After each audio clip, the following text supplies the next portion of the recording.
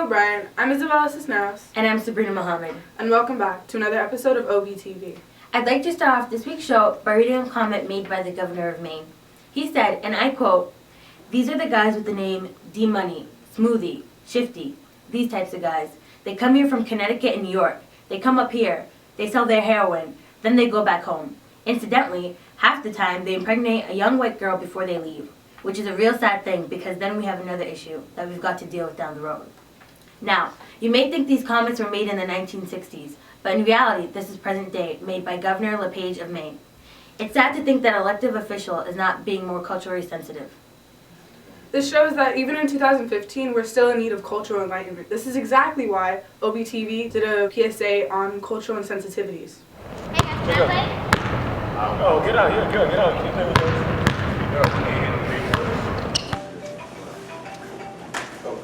Yo, bro, you dropped your wallet. Oh, thank you. You're one of the good ones.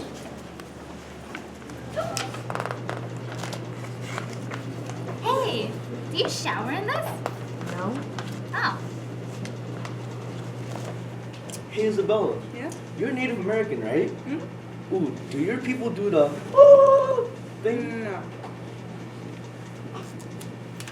Because of such ignorant comments, on this week's OB360, we ask students how comments like this affect their personal lives.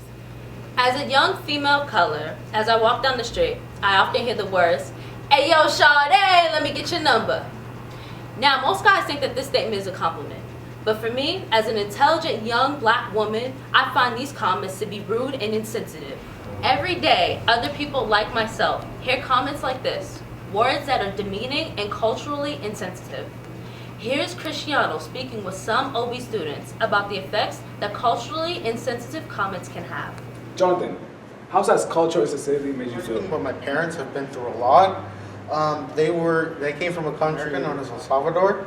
There, my mom was a very successful person. She was a teacher, she had a degree, but she had to come to this country to help take care of me. And in this country, they didn't care about the fact that she was a teacher or anything, so she had to get a low minimum wage job. She had to work cleaning bathrooms, and 15 years later, she still cleans bathrooms. Marley, how has cultural sensitivity made you feel?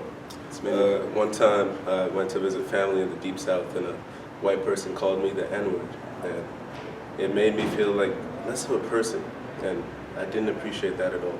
Jonathan, how has cultural sensitivity made you feel? People just see me as just Asian just because they base me on my appearance, but they don't know the other half of me, that I'm also Hispanic.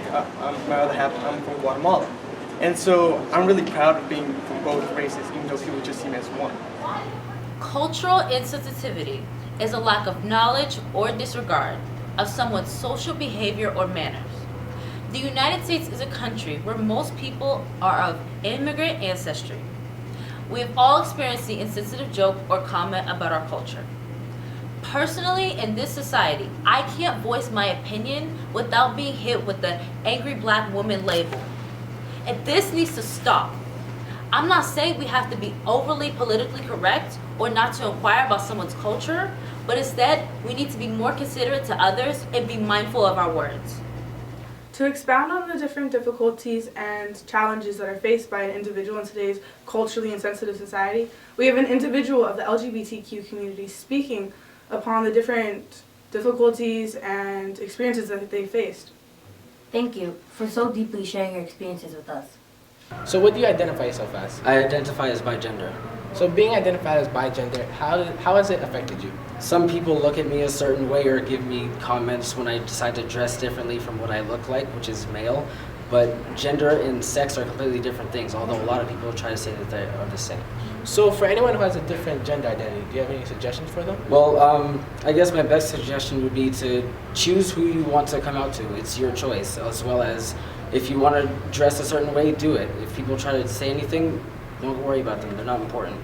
Unless they're trying to support you, then you stick with those people. All right, thank you. Back to you guys. Before we wrap up the show, we have Angel Dragoti with the sports highlights and the student athlete of the week. I would just like to commend the basketball players this year. It's the best team we've had so far, not only on the court, but in the classroom.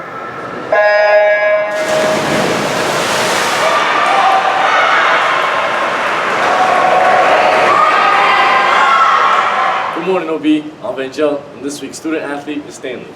Stanley, how long have you been on the basketball team? I've been on the basketball team for 3 years. So, what are some of your academic goals? Some of my academic goals is finish off the term strong, try to get headmasters, and apply for a few scholarships. Those are all great goals. What are some of your goals on the court?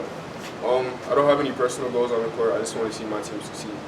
Thank you for your time. Back to you. That's all for this week's show, Bryant. Remember, I'm Sabrina Muhammad. And I'm Isabella Cisneros. Along with OBTV saying, we are the best, we are Bryant. See you next week.